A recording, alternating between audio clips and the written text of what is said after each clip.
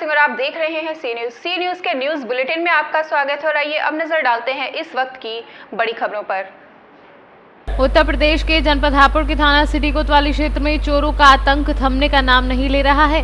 Meerut road स्थित भगवान बुद्ध लोक में बुद्ध भगवान की 3 अष्टधातु की मूर्ति चोरी का मामला सीसीटीवी कैमरे में कैद हो गया। वहीं मंदिर के ऊपर के बैंक कर्मचारी के लैपटॉप व जूते सहित हजारों का सामान चोर लेकर फरार हो गए। वहीं पुलिस जांच में जुटी है। क्या नाम है आपका? रेवरेंड लोक नायक अश्वघोष। क्या हुआ था यहाँ पे चोरी वगैरह की? यहाँ 6 तारीख की मॉर्निंग में एक अनजान लोगों ने चोरी की, जो दरवाजे के रास्ते ऊपर चढ़ गए और जहाँ अबुशिस गेस्ट हाउस है उसमें चंदन इंगोले नाम के सहायक प्रबंधक बैंक ऑफ कैनरा बैंक के रहते हैं, उनका सामान था। वो कहीं अपने मित्र के यहाँ चले गए और वहाँ से लैपटॉप, जूते और कपड़े, घड़ियाँ और बुद्ध का 3 स्टैचू और भी काफ़ी सामान उठा करके ले गए। लगभग कितने रुपए की चोरी हुई है? लगभग 1.5-2 लाख रुपए की चोरी। इसमें आपने पुलिस से कंप्लेंट की है अभी? पुलिस को कंप्लेंट की है उसी दिन जी। और अभी तक तो उसमें कोई सुराग लगा नहीं है। तो पुलिस ने क्या आश्वासन दिया है? पुलिस ने आश्वासन दिया है कि भाई देख रहे हैं, पुलिस का आश्वासन देख रहे हैं कहा है। अभी उनकी कोई पहचान हो पाई है? तो नहीं, कोई पहचान नहीं हो पाई। जो यहाँ कैमरे लगे हुए हैं उनमें साफ चेहरा नहीं आ रहा है। वैसे ये पता लग रहा है कि आदमी कहाँ से चढ़ा, कहाँ को गया, कैसे गया, लेकिन उसका चेहरा मोहरा सही से दिखाई नहीं दे रहा। कौन सा मंदिर कहलाता है? ये बौद्ध मठ है, अंतर्राष्ट्रीय बुद्ध शिक्षा संस्थान के अंडर में चलता है और ये 1952 से यहाँ है। हापुड़ से सी न्यूज संवाददाता रुस्तम सिंह की रिपोर्ट। उत्तर प्रदेश कांग्रेस कमेटी के आह्वान पर शहर कांग्रेस कमेटी के अध्यक्ष अरविंद वशिष्ठ के नेतृत्व में आज राज्यपाल को संबोधित ज्ञापन जिलाधिकारी के माध्यम से सौंपा गया। आपका नाम? अरविंद वशिष्ठ। आज क्या समस्या लेके आए डीएम साहब के यहाँ? देखिए, उत्तर प्रदेश कांग्रेस कमेटी के आह्वान पर आज उत्तर प्रदेश में जो कोरोना से हालात हुए हैं उन समस्याओं को लेकर आज हम लोग यहाँ ज्ञापन देने आए हैं महामहिम राज्यपाल को। और हमारी मांगे हैं कि जो स्कूल हैं, जो बच्चे जा रहे हैं, उनकी 4 माह की फीस माफ़ की जाए और उनका जो पाठ्यक्रम बार बार बदल देते हैं उसको पाठ्यक्रम को ना बदला जाए। जो पिछले साल पाठ्यक्रम था उसे जारी रखा जाए। इसके अलावा ड्रेस को में भी किसी प्रकार का कोई बदलाव नहीं होना चाहिए। इसी प्रकार व्यापारियों को लेकर भी हम लोगों ने यहाँ उसमें ज्ञापन में जोड़ा है कि व्यापारियों को भी 20-20 हज़ार रुपये प्रति माह के हिसाब से, जो व्यापारी छोटे व्यापारी हैं लॉकडाउन में जिनकी आर्थिक स्थिति बिल्कुल ख़राब हो गई है, उन्हें 20-20 हज़ार रुपये प्रति माह के हिसाब से 4 माह के लिए शासन दे, चाहे उनका रजिस्ट्रेशन हो अन्यथा ना हो, क्योंकि बहुत से व्यापारियों का, छोटे व्यापारियों का रजिस्ट्रेशन भी नहीं है। और कोरोना से ज़्यादा तो भाई साहब ये बिजली की मार आदमी को झेल रही है। बिजली का भी हमारा है कि हमारी बिजली की जो 4 माह का बिजली का बिल है जो लॉकडाउन में जो रहा है उसको माफ़ किया जाए। हाउस टैक्स माफ़ किया जाए, चाहे वो घरों का हो या व्यावसायिक संस्थानों का हो। इसके अलावा जो छोटे और वर्ग हैं, मध्यम वर्ग हैं, उन्हें भी 10 हज़ार रुपये की आर्थिक सहायता। अभिभावक जो लोग हैं वो परेशान हैं बच्चों की फीस को लेकर, वो फीस माफ़ हो।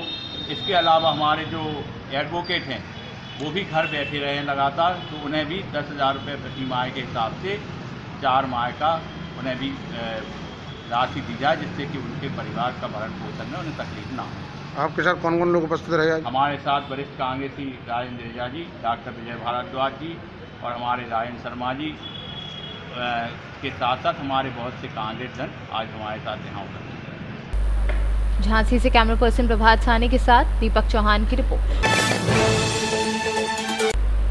माऊ रानीपुर नगर के होटल काव्या रेजिडेंसी में 1990 में जेल गए कार सेवकों का सम्मान कर नगर वासियों द्वारा किया गया। इस मौके पर ब्राह्मण समाज के जिलाध्यक्ष पंडित जयशंकर दिवालिया का उपस्थित लोगों ने तिलक लगाकर एवं पगड़ी पहनाकर तथा माल्यार्पण एवं शॉल श्रीफल भेंट कर सम्मानित किया। सम्मान समारोह में उपस्थित लोगों को संबोधित करते हुए जयशंकर दिवालिया ने कहा कि कार सेवक यानी जो लोग किसी धार्मिक कार्य या संस्था के लिए परोपकार से जुड़े कामों को निस्वार्थ भाव से करते हैं, उन्हें कार सेवक कहते हैं। आज भाई साहब रामनवमी के जन्मदिन को उनको मनाया जा रहा है। यहाँ पर आपको जेल भेजा गया था उस समय, तो क्या रहा उस समय का वो? उस समय क्योंकि एक प्रेरणा थी कि भगवान के लिए हम क्या कर सकते, जिसने जीवन दान दिया है उनके लिए भी हमें कुछ करना है। तो 1990 में राम जन्मभूमि के उसमें जो है पूरे देश में गिरफ्तारियाँ हो रही थी, लोग बाग रुक रहे थे, कुछ लोग तो ये सोच रहे थे कि हमें जेल ना जाना पड़े, लेकिन एक भगवान राम के आशीर्वाद से हमें ये था कि नहीं, हम भगवान के लिए तो जेल जाएंगे। जबकि मेरी आर्थिक स्थिति भी ठीक नहीं थी और मेरे बच्चे भी, एक बच्चा हमारा 2 साल का था, वह 1-2-3 महीने के लगभग होगा, लेकिन इसके बावजूद भी मैं घर से अलग रहता था, लेकिन इसके बावजूद भी भगवान की सेवा में अपना जीवन अर्पण करने के लिए मैं गया। वो बच के आ गया। हालांकि पुलिस ने भी बहुत मारा हम लोगों को, औरई जेल में बहुत हम लोगों की पिटाई हुई, लेकिन इसके बावजूद भी हम झुके नहीं।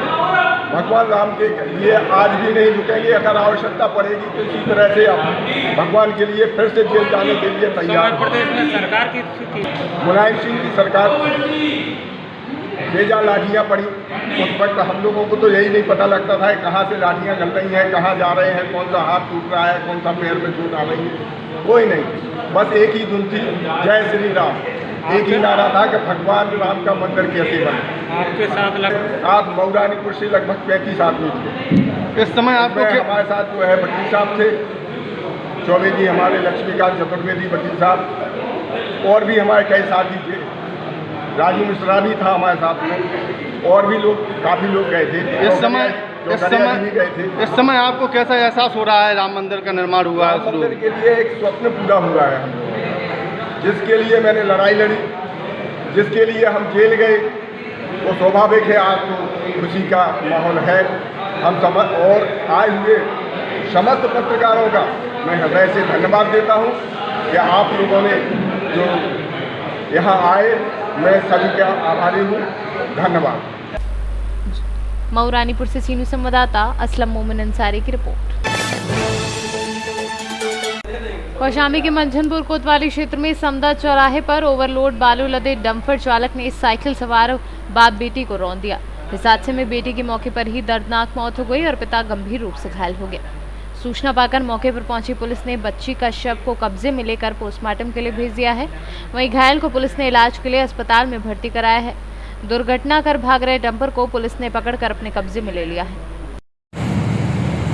थाना मंझनपुर क्षेत्र में एक एक्सीडेंट हुआ है, बच्चे की मृत्यु हुई है और उस पर डॉक्टर बॉडी पोस्टमार्टम के लिए भेज दी गई। मुकदमा पंजीकृत करके कार्रवाई की जा रही। ड्राइवर गिरफ्तार हो गया। कौशाम्बी से सीनू संवाददाता रामबाबू श्रीवास की रिपोर्ट।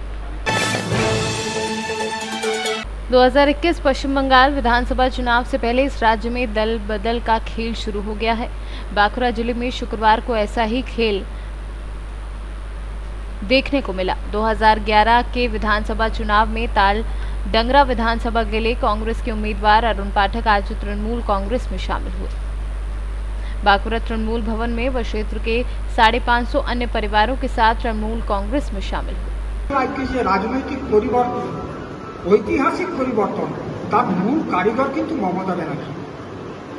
আজকে বামপন্থীদের বিরুদ্ধে দীর্ঘ লড়াই এবং সংগ্রামের মধ্য দিয়ে পশ্চিমবাংলার 34 বছরের অপশাসনকে মমতা ব্যানার্জি মুক্ত করেছেন।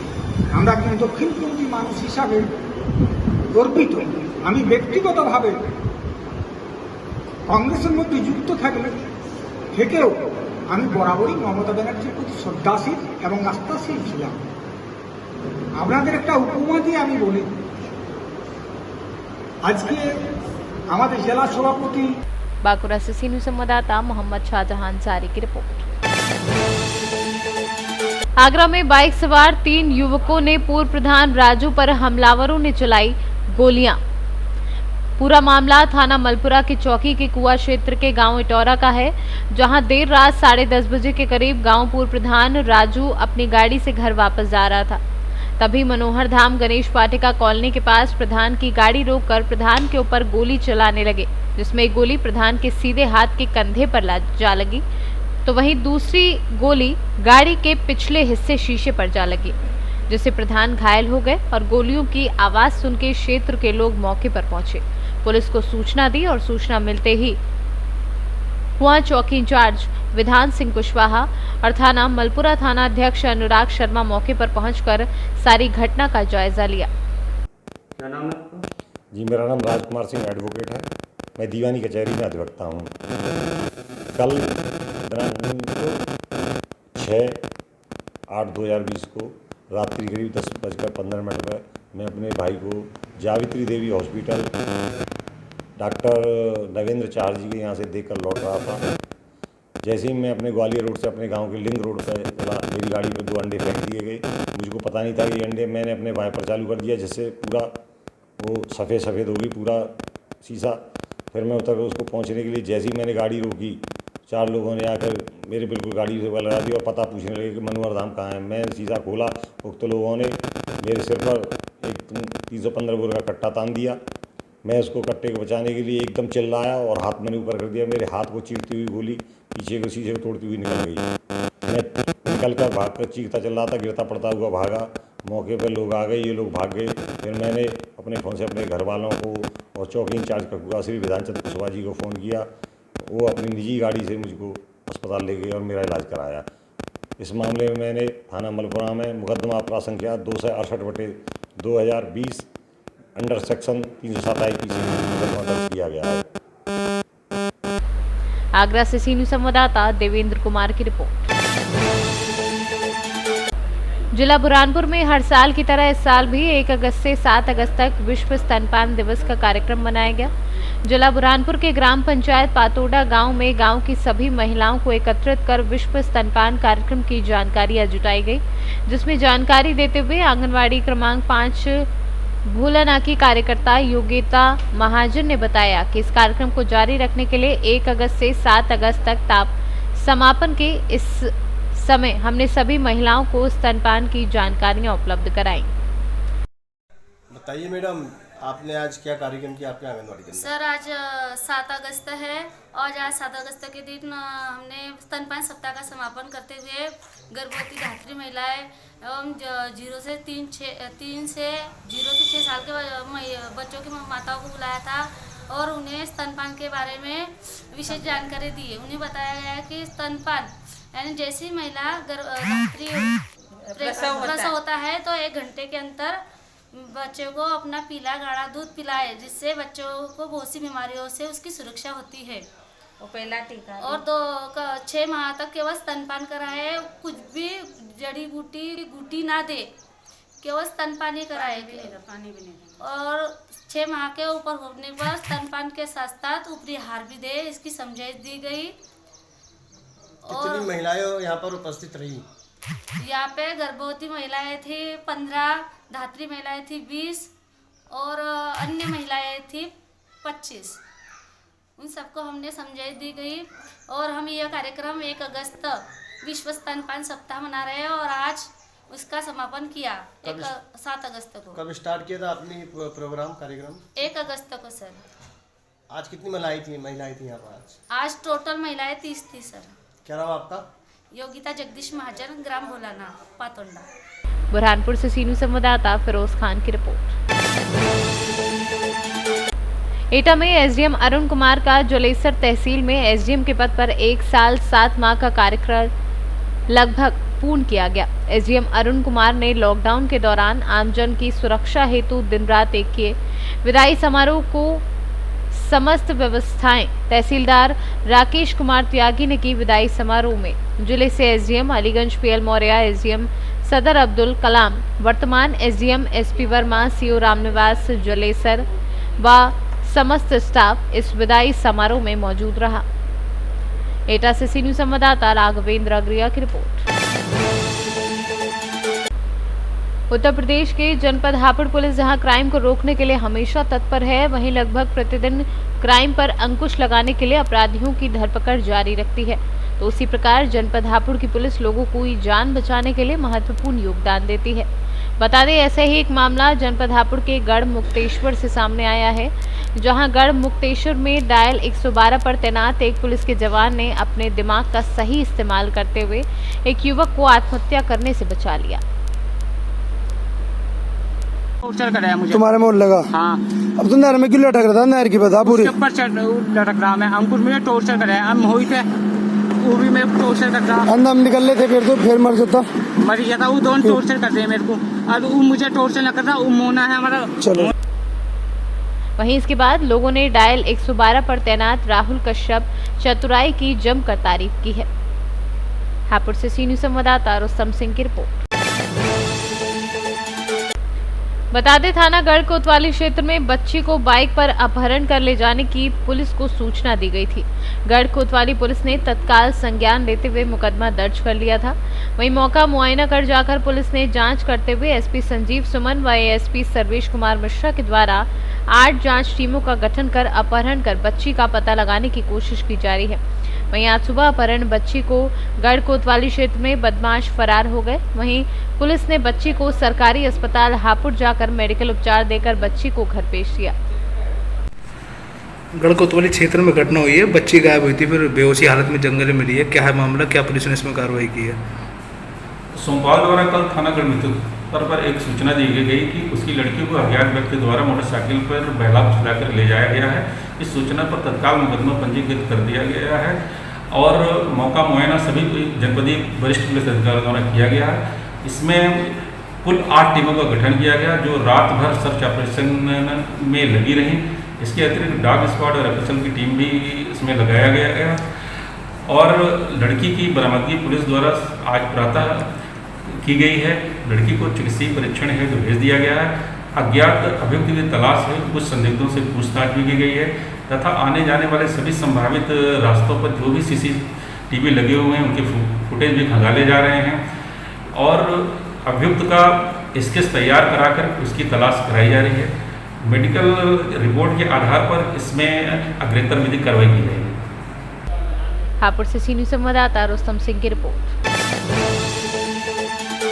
तो इस वक्त के न्यूज बुलेटिन में इतना ही। पर देश और दुनिया की तमाम बड़ी खबरों से जुड़े रहने के लिए देखते रहिए सी न्यूज़, हर खबर आपके साथ, आपके हाथ।